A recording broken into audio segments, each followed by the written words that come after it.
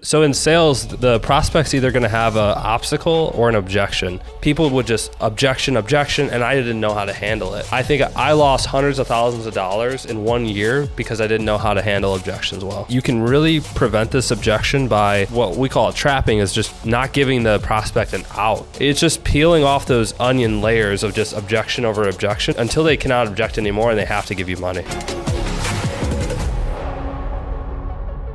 All right, so today we're talking top sales objections in tax and accounting specifically. I think a lot of these could probably apply to some other industries. So objection number one, Ryan, it's too expensive. Yeah, whenever you get the price objection, you have to, I would say first, you can really prevent this objection by doing what we call trapping before the call. So trapping is where early on in the call, when they get in, you chat with them and you say, well, hey Jeff, why are you on the call today? And Jeff's going to say, yeah, I just had a $40,000 tax bill that was unexpected, and I didn't get any tax strategy for that, and so now I just paid this bill and I'm upset and I'm mad, and you learn that about Jeff. So then later on in the call, when Jeff says that that's too pricey, you mention to Jeff like, well, what is the cost of not paying? What is the cost of not having my service or XYZ service, right? And then Jeff can put into his mind, it's like, if I sign up for the service, then I may not have that unexpected $40,000 tax bill anymore. And so to me, that's too expensive, or that's too expensive depends on whether or not they don't see the perceived value prospectively looking, or you could spin it on them to say, well, what have you been missing out on in the past? There's two different ways to treat this. And that's why if you're a CPA or an accounting firm, one of the things you could do before you get on the prospect call is to maybe get them to send you their tax returns. We ask people in our application form, we'll say, how much did you pay in taxes last year? And they'll put wide numbers in there. And so we'll say as that price objection, well, you've been paying six figures to Uncle Sam every single year for, gosh, Jeff, how long have you been a business owner? And there's like a pause. And he's like, oh yeah, I've been making this amount of money for 7-8 years now. And then he's going to put two and two together that he's been overpaying in taxes this entire time. And then you're the solution to his problem. And then you repitch. You say, well, let me ask you something. Does that sound worthwhile? You're not going to be overpaying by $10,000, $15,000 a year. And then the prospect will hopefully agree. And then, or you get onto the next objection. Yeah, well, and that's so often the case, right? Is like they've just got these layers and layers of objections, and you just got to keep peeling away layers to get to the real objection, which is usually some form of they don't trust that your solution is actually going to work for them, right? Because if they trust that the solution's actually going to work for them, well, then they'll invest the time to do it. They'll find the money somewhere to pay for it. Like if they trust that it's actually going to do what you say it's going to do, then that kind of like takes care of every other objection. But usually you have to peel away all those layers, right? Yeah, and then they will go to, well, how do I know if it's going to work for me? And that's where the case studies and the testimonials are really important. And it's why if you're dealing with a certain niche, like we only deal with real estate investors, but within that real estate investors, we'll have people who are owning businesses, high paid nurses, doctors. We have other CPAs as clients, but tech people. And so that's why having case studies or slides ready to go of saying, yeah, Jeff, here's a business owner, very similar to you, making $400,000 a year in his business. Here's what we were able to implement XYZ, and it saved this person $27,000. So it's just peeling off those onion layers of just objection over objection until they cannot object anymore and they have to give you money. Yeah. And I'll add too because we're still talking about the objection of it's too expensive. And something that I've seen with a number of clients is they kind of overlook some like very simple things that you can do like well before you get to the sales call in your whole marketing process, right? So one huge thing is just to have a brand that looks like it's worth spending money on, right? Because if your content or your social media profile or your ads just look like crap, if your website, your landing page that you're sending people to, your Calendly form setup, if that doesn't look professional and like 10 out of 10, then it's going to set the idea in their mind that you're not a super high ticket or not a super expensive like premium provider. Just like if you look at like a clothing store, there's a very clear difference between the website for like Old Navy and the website for Gucci or Louis Vuitton, right? There's an idea of how expensive this thing is that you get just from the optics. Yeah. And so people have a social media profile where everything's shot on like an iPhone 6, right? And so you see all their videos and it's like some guy like in his mom's basement, like giving tax advice on how to get rich. And so you really got to set the frame right before you ever get on that call. Yeah, it's very similar to just when you're searching. The other day I was looking for a treadmill for under my desk, and it's like Amazon pops up, these 3 other websites that sell treadmills, and it's like, if you don't see a visually appealing website, you're going to bounce off and go somewhere else. Exactly. If you're a value-based buyer. Now, if somebody's buying based off price, they're just looking for the cheapest price. But that's not where you guys want to be. You don't want to compete based off price, being the low-cost competitor. You want to be in a market of one, and that's why you want to sell high ticket, which is what we're teaching you guys today. Yeah. Well, one of like those people that are coming to you like based solely on price, we want to immediately get them to bounce. And so we want our stuff to look expensive because that way they're going to immediately be turned away without ever having seen a price. So objection number 2 here, we talked about it's too expensive. Objection number 2 is that's too expensive for me right now. And so there's a little bit, it's a little bit different wording. It might sound like the same objection, but Ryan, you kind of handle these two differently, right? Yeah. So in sales, the prospect's either going to have an obstacle or an objection.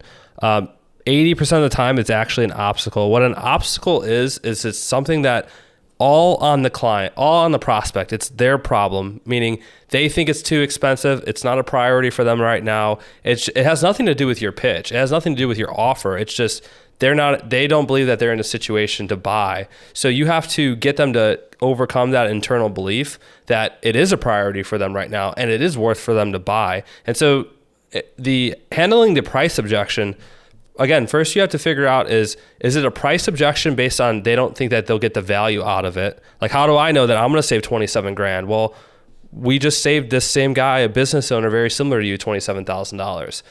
Is it that price objection? Or if it's not a priority for me right now, that's where you go back to early in the call. You can handle this objection without even doing it because you're asking them questions like, man, Jeff, how long do you think you've been overpaying on taxes? I mean, it sounds like you've been a business owner for XYZ years, and they're going to come to that realization that, yeah, they have been overpaying in taxes. So when they try to throw up that price, it's not a priority to me right now, then that you have to remind them of earlier on in the call, like, hey, Jeff, it sounded to me like it was a priority earlier, and you know, what's going on? What's the difference here?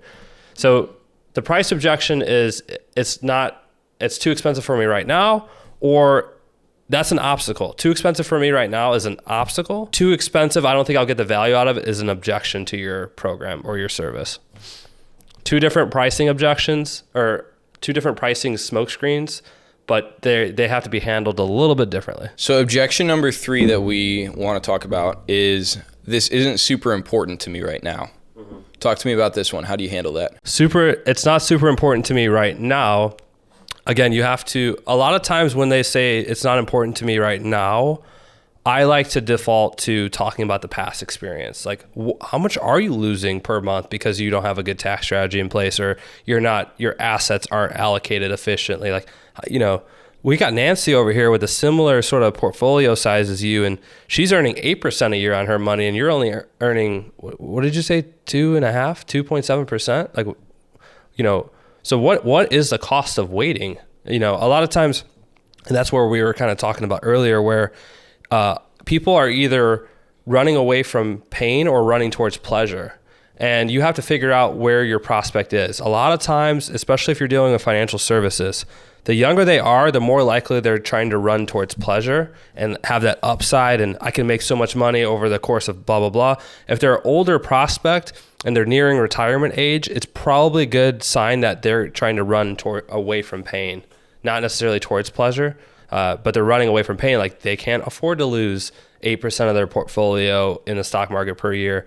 And so, again, knowing that prospect, because when you guys build out your sales script, which every single person should have one, When you first do it, when you first build out your sales script, it's not going to be perfect. But after handling dozens, hundreds of calls, you're going to be able to piece out every single one of those objections, and you're going to have that at your disposal. And this was a problem that I had last year where people would just objection, and I didn't know how to handle it. And we were talking before, but I mean, I think I lost hundreds of thousands of dollars in 1 year because I didn't know how to handle objections well. Yeah, and that's like, I mean, knowing how to handle these objections on the sales call is one thing, kind of thinking on your feet in that way and being able to like pivot and kind of like weave your way in and around kind of through this maze. But it's a whole other thing, which I've really put a lot of effort and focus on into my own brand and like teaching my clients this, is anticipating those objections before you ever get on the sales call. So you can like beat them in your content and your sales assets, whether that's a VSL or like a pre-call video you're sending over to people. And so like I personally, I'll tell you, I was talking to Ryan over lunch. I don't get these objections on my sales calls. Really, the only one I ever get is I don't have enough time right now. And usually that's a legit thing because they're wasting their, CPAs. A lot of you guys are wasting a lot of time on low ROI activities. And so that's something you got to figure out before you're ready to take on more clients. But if you're genuinely qualified to work with me, then I don't get these objections because I handle them in my content. I handle them in my YouTube videos. I handle them in my pre-call video that I send to people.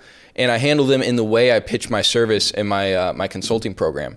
So if you can set your marketing strategy and your pre-sales strategy up in the right way, then you're very rarely going to even get these objections. And that's the really pro way to handle this. Yeah, I call that the conversation before the conversation. Mm-hmm. New term, but you can, through your social media and your content and your funnels and marketing, it's about having a conversation with your audience and your prospect without you actually doing it. Because I'll give you a story. Well, I met this guy in Chicago around September last year, and we were playing cards. And this is what I always do, by the way. I make people follow me on social media. So instead of giving a business card or giving them something, I make them follow me on social media so that way they see my content every single day come out. So fast forward a year when I went to that same poker game with mostly the same group of guys. His name was David, by the way. David's like, "Hey Ryan, what's up, man?" Like, he's like, "How did the property go in Miami? And like, how's business been? And like, what, how was the wedding and all this stuff?" And it was just, I felt like David felt he was really connected with me because he had been following my stuff on social media. If I had just given him my business card, like, he may or may not have followed up, but I was able to have a conversation with David without me knowing about it, truthfully. But what does that do to somebody else? And it just, having that conversation before the conversation, the sales conversation, makes them totally an easier close. So the internet term we have for that is a parasocial relationship. Mm-hmm. David developed this parasocial relationship, and you were probably like, "Oh yeah, I think I remember you." Yeah. Like, right? I kind of observed the same thing when we were in Nashville at STR WealthCon last March, right? Like, people are coming up to you, like, they feel like they know you, they feel like they've got a really good idea of who you are and what you're going to be like, and you've never seen this person in your entire life. Right. Or you're like, "Oh, like, I've seen him comment on my posts a couple times here and there." But yeah, creating that parasocial relationship with people, it's honestly a weird feeling when you first start to tap into it. But it's a really powerful mechanism, and it's kind of what I was talking about with pre-handling those objections.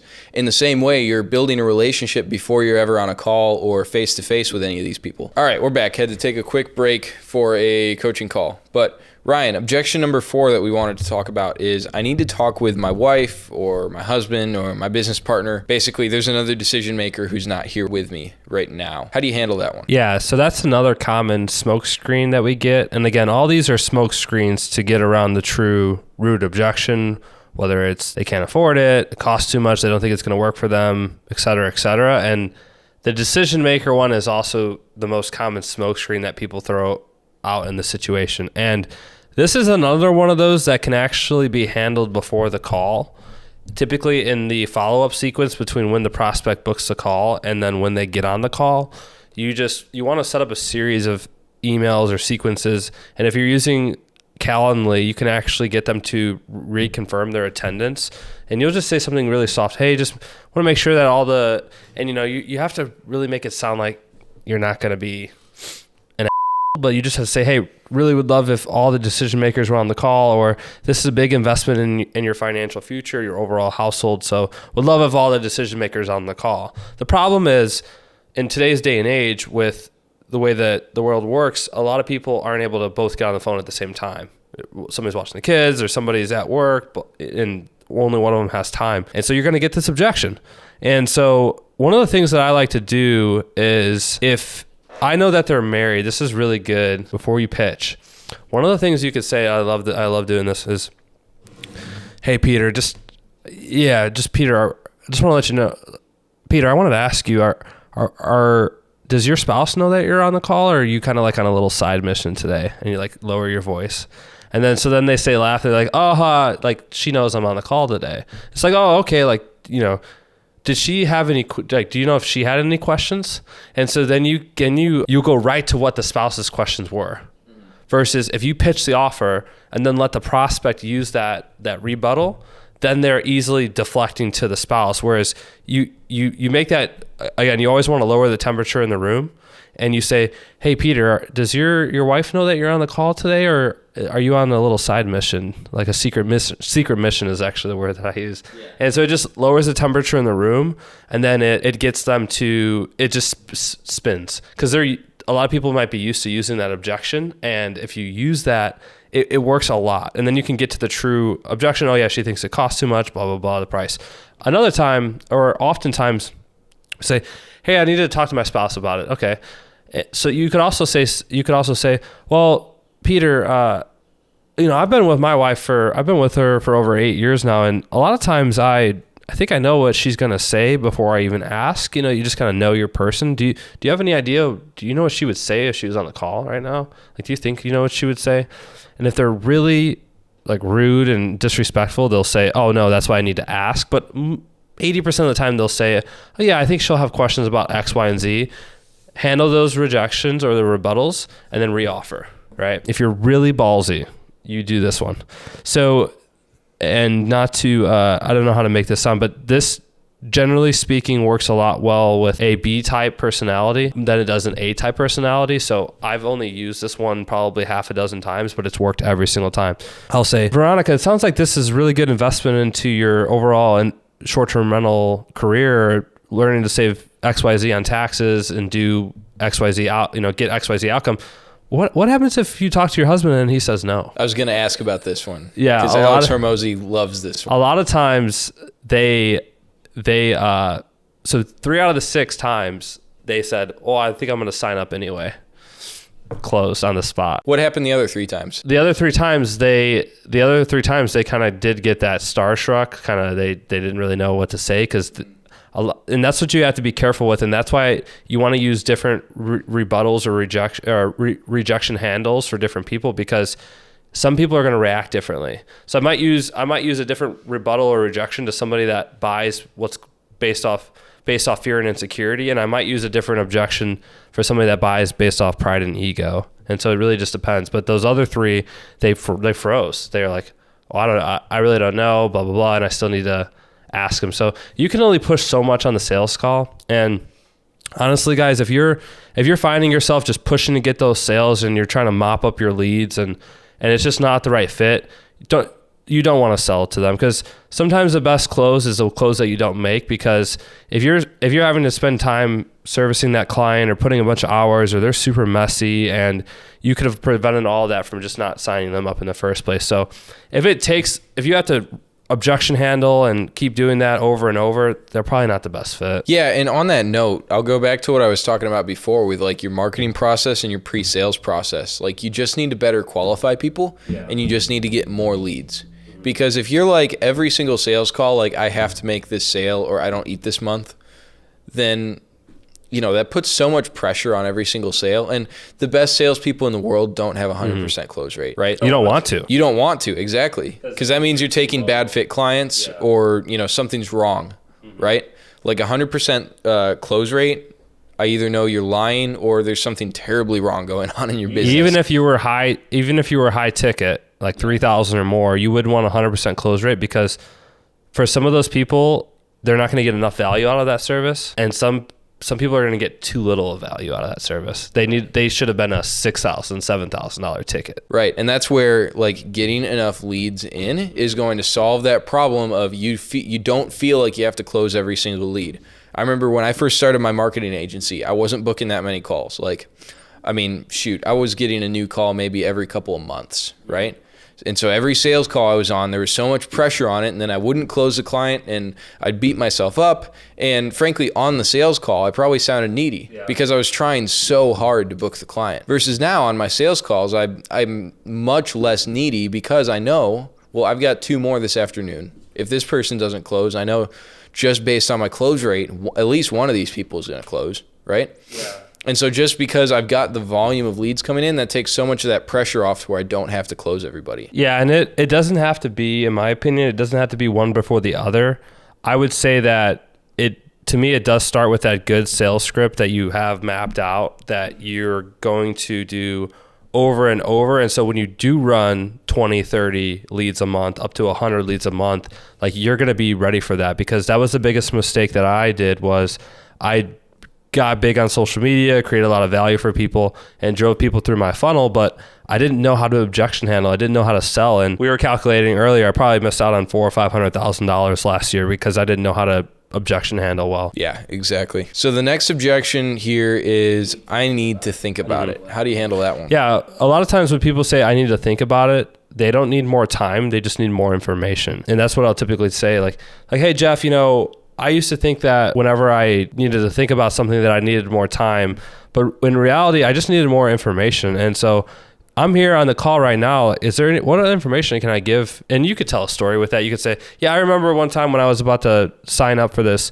Disney World resort package with my family, and I was trying to figure out like which package we should go with, and it was kind of confusing online, so I really needed some more information. So I quickly called up one of the representatives, and she was able to explain it to me, and that was the exact package that I needed for my family. But if I wouldn't have taken the time to get that extra information, it would have taken me so long to make a decision, and I needed to go on vacation with my family. And so thinking about that, relating that back to the conversation today, do you feel like you really need more time to think about it, or do you just need more information? And then oftentimes they'll say that they need more information, and then you keep figuring out what is the root objection or obstacle that they're facing. Because I need time to think about it is another one of those. It's not a priority objection. I need time to think about it is another one of those smoke screens. Yeah, and it's of all of these objections we're talking about, this one is the most of a like cop out or a smoke screen, in my opinion, because there can sometimes be some legitimacy to like they don't have the money for it right now, or they do need to talk to their wife, like you brought up.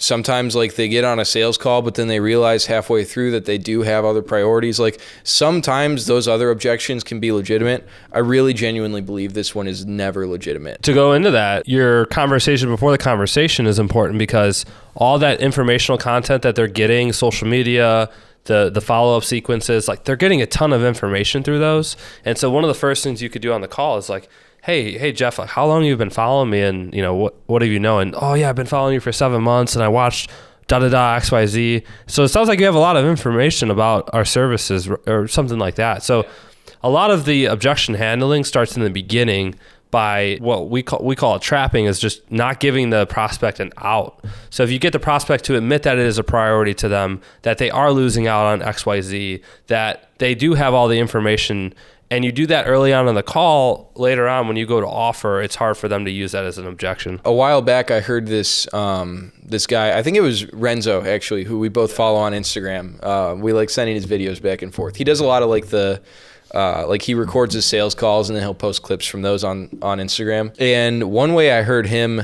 handle this objection of I need to think about it is, well, look, I don't work with people who can't make fast decisions, because making fast decisions is one of the markers of a successful person or a future successful person.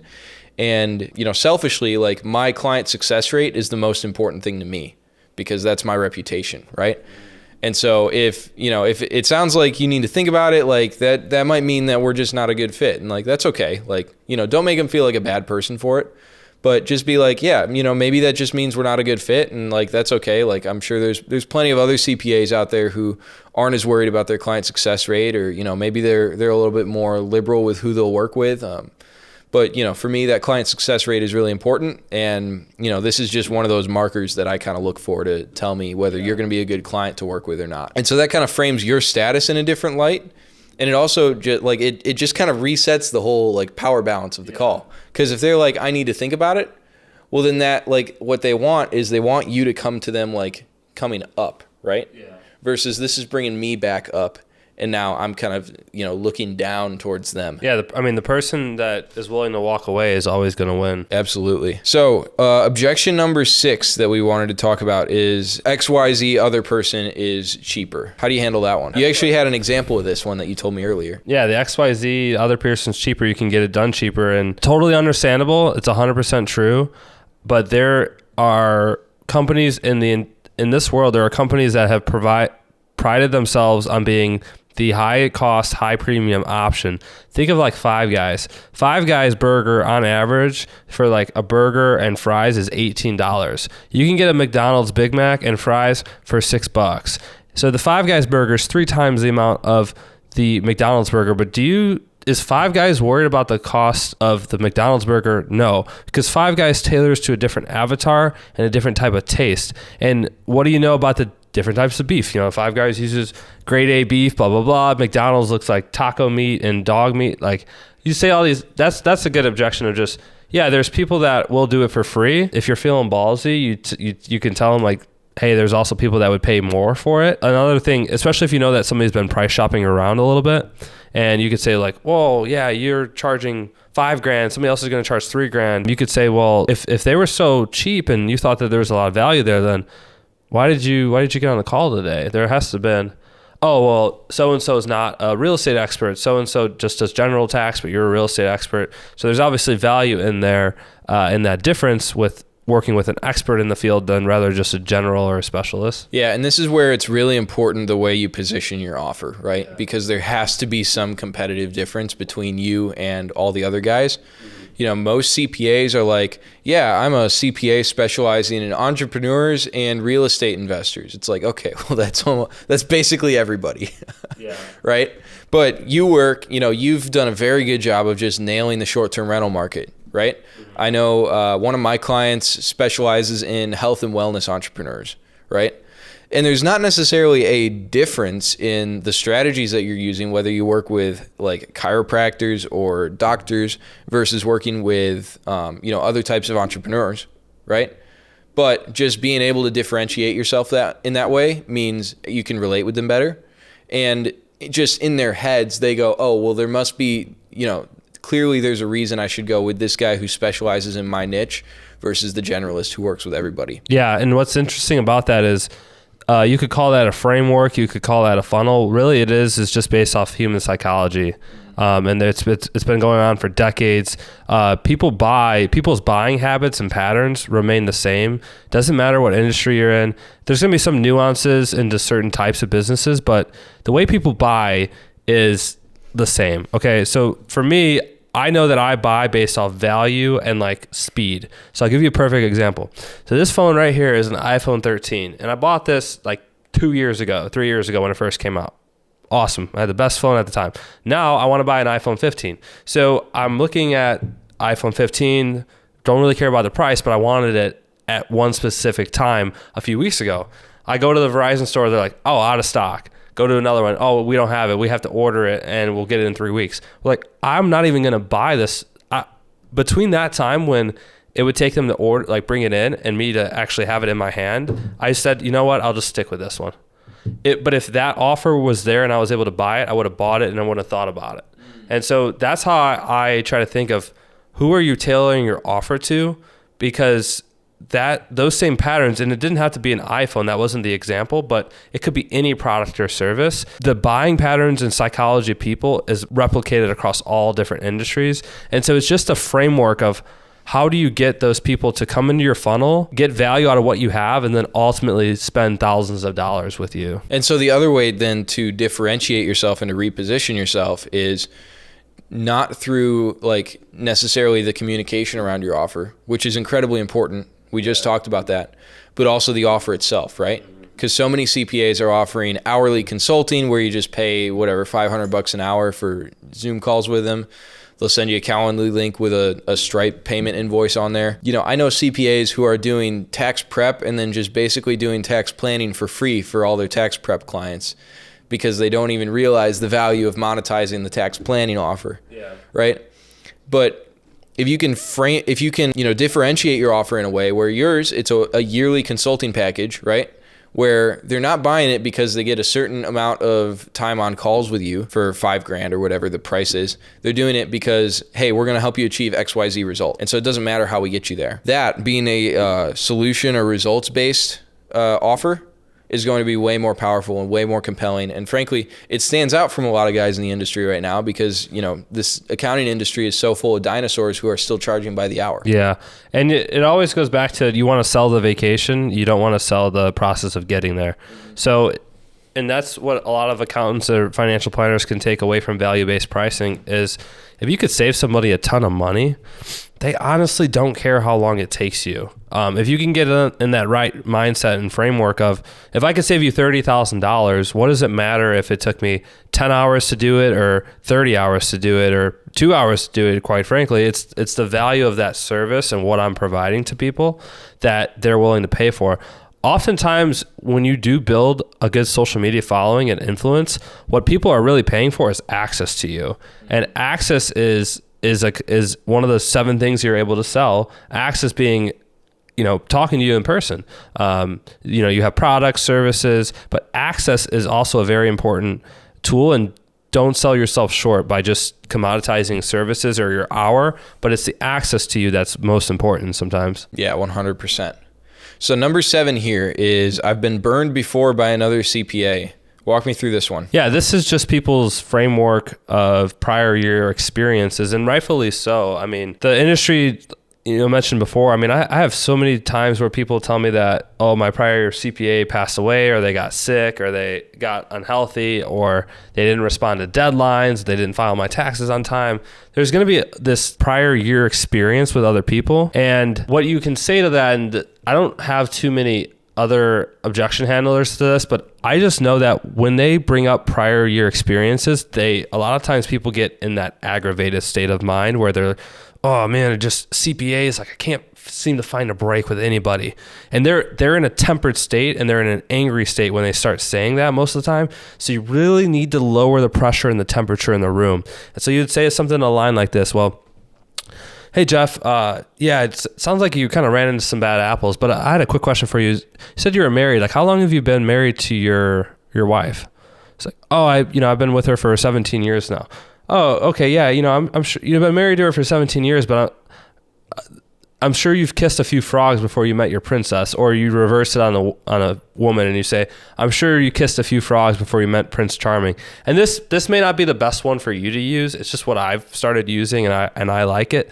But anything that you can do, a joke or a story or something you can get to lower the temperature in the room and get the prospect to laugh. Because if you can get them to laugh, it lowers that temperature and it brings them down to ground zero. Like, yeah, I'm sure you kissed a few frogs before you met Prince Charming. You take a break, they start laughing. And it's like, but I can tell you that the experience that you get here is going to be way different from what you got there because XYZ blank, XYZ outcome. We have the staff we can support. We have the service. I respond within 48 hours. And that's a lot of things for accountants. If you could promise somebody that you'll respond within 2 days, people will buy just because of that. Like, there's people that are used to their accountant getting back to them 2 weeks after they emailed. Could you imagine that? I don't think I've ever responded to somebody further than 3 days. Or if it is, I'll say, hey, I need some time to get back to you on this. I have to look up XYZ. So a lot of the outcome, especially when they're in a tempered state of mind, I like to lower the pressure in the room. A lot of the objections, I like to lower the temperature in the room. Yeah, well, that's a really good instinct. That's it's something Jeremy Lee Minor talks about. Like, he's a huge sales trainer. He had a really highly successful commission-only sales career, and then he trains people now. And I love his content because he's always talking about how to lower the sales resistance, right? Yeah. The things like normal salespeople do that come off as pressured or pushy or something along those lines. He's trying to do the opposite of that and lower the resistance, like you talk about, of lowering the temperature in the room, because people naturally have their guard up. And so if we can get that guard down by being very nonchalant. Oh, I'm not even like sure we could help you yet. I'd have to know more about your situation. Making jokes like this that just come off as really like person to person, peer to peer kind of thing. That's really helpful. Like I know doing stuff like that has helped my sales process tremendously. So last objection we want to hit here, number 8, now isn't a good time or I'm too busy. How do you handle that one? Yeah, it's the I'm too busy now objection really is just, again, another smokescreen. I think a common way to rebut that would be, well, yeah, you're so busy now. Why are you so busy now? Oh, I'm going to Disneyland with the family, XYZ, it's the holidays. So you could say, well, when will you not be busy? And then they kind of pause and they might say, oh, in a few months I won't be busy. And you could try to reel them back and say, well, look, like if we can get this going for you while you're super busy, imagine what it's going to be like in a few months. You're probably just going to be more busier then, because stuff always happens. I know in my personal situation, stuff always comes up and I don't think I'm going to be busy, but I really am busy. And let me give you an example. Like when I was getting married at the end of September and I was going to go on my honeymoon to have the wedding and it was going to be 2.5 weeks. And I was thinking about hiring a salesperson, but I was going to wait until after I get back from my honeymoon to hire the person. But if I would have waited that long, I would have lost out on XYZ revenue and XYZ companies. And so hiring that person while I was still busy actually gave me XYZ outcome instead. And again, a good objection handle is to always just tell stories, because you can refute and you can rebut against numbers, but you can never refute against stories. If somebody tells a story, you can't say that's not true. But you can, if I could say, hey Peter, I could save you 50 grand, you're gonna be like, okay, prove it. But if I say, hey Peter, I know XYZ person that's just like you who saved blank money, you can't rebut that. It's a story. Yeah, no, that's true. And this one, I think it's, especially in the tax industry, like because it's so seasonal, right? Based around the tax deadline in April and then the extension deadline in October. I think this one and the priority one of this isn't super important to me right now, those are they probably decrease in frequency as the year progresses. Would you say that's right? Yeah, I would say a lot of accountants are going to make their sales and their income, I would say the last 3 months of the year and the first 3 months of the year, because you're going to get all the people that want to do. I mean, it's funny. You're the last 3 months of the year, you're either going to get people that still haven't filed and that are literally past the extension deadline. Yeah. And then you're going to get people that still want a tax plan for the year. And then you might get people that just want to get a head start on prep. Mm-hmm. When you go into those first 3 months of the following year, you're going to get a lot of people that want to get tax prep done. And so then there's the opportunity to upsell them into consulting. Yeah, I would say those, at least for me, those 6 months have been way more revenue generating than say like summer through fall. So we're in November right now. I think the next 4 or 5, maybe 6 months are probably going to be pretty easy for most tax firms. But knowing how to answer these objections as we get towards like late spring of next year and into the summer is going to be crucial for you guys. So like I would really, really pay attention to this kind of stuff. Yeah. And I mean, this is just if you flat out want to make more money, like you want to sell a higher ticket service, you're going to have to figure out how to create more value.